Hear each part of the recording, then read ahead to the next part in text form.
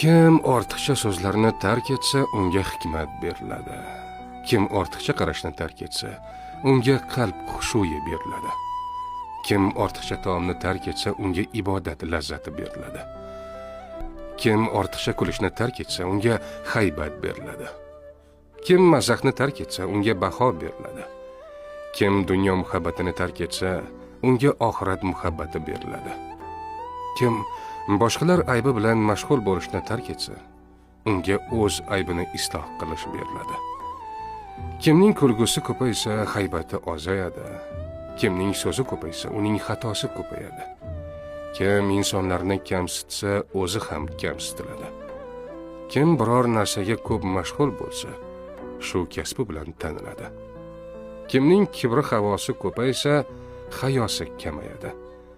Kimning hayosi kamaysa, taqvosi kamayadi.